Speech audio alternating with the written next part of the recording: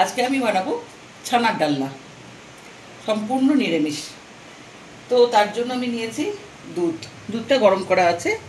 এবারে আমি দুধটাকে কেটে নেবো।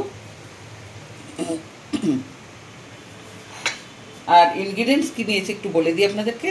জল তো আছে, সঙ্গে আছে আলু এইভাবে কাটা ডোবো ডোবো করে।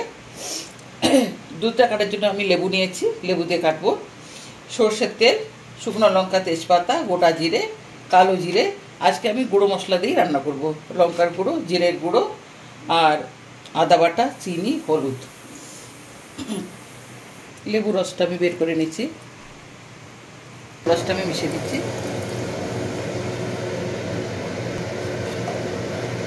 ছানাটা কেটে গেছে, এবার আমি এটা ঢেলে নেবো।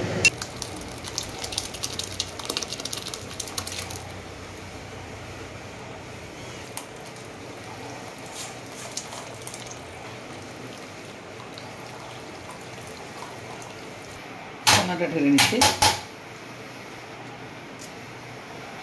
দুধের ছানা। এরপরে আমি এটাকে একটু ম্যাশড করব, হাতের তালুর এই পোর্শনটাতে আমি ম্যাশড করব।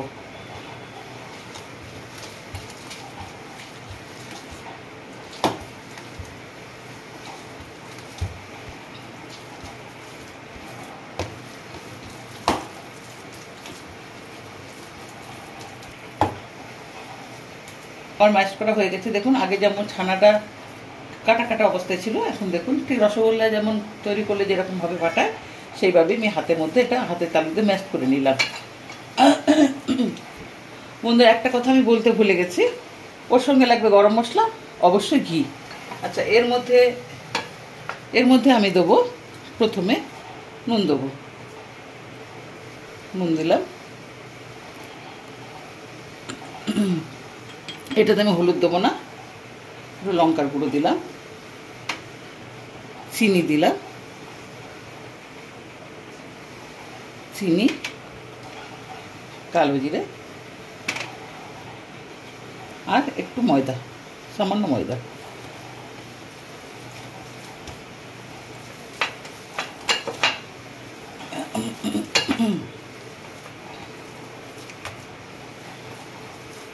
রেখে দিলাম, এমনি রেখে দিলাম, ঢাকা দিলাম না। এবার আমি কড়াইটা গরম করব। এবারে আমি ছোট ছোট লেচি করে নেব বড়াগুলো ভাজার জন্য।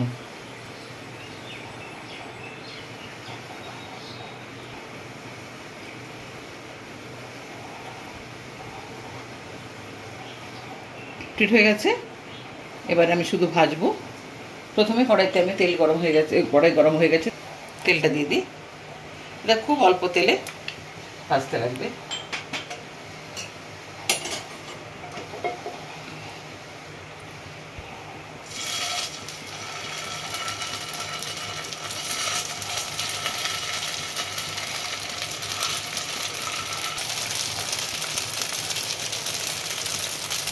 এবার আমি একটু উল্টে পাল্টে নেবো,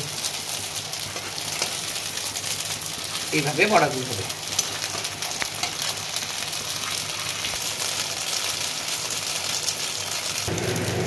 বড়াগুলো আমার ভাজা হয়ে গেছে।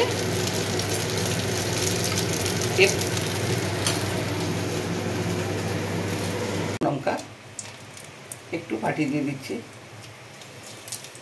গোটা সহ দিলে দেখতে ভালো লাগে তাই দিচ্ছি। দুটো তেজপাতা, গোটা জিরে আর গোটা গরম মশলা, তার মধ্যে দিয়েছে লবঙ্গ, দারচিনি আর ছোটো এলাচ।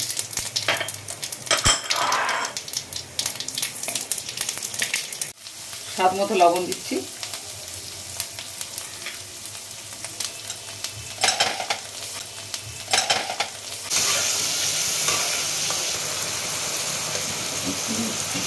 আমার এটা কষা হয়ে গেছে মশলাটা।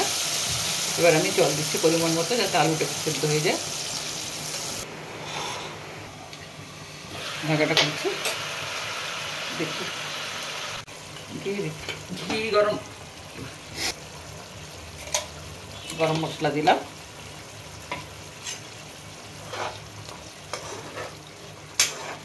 আমার ডালনা হয়ে গেছে।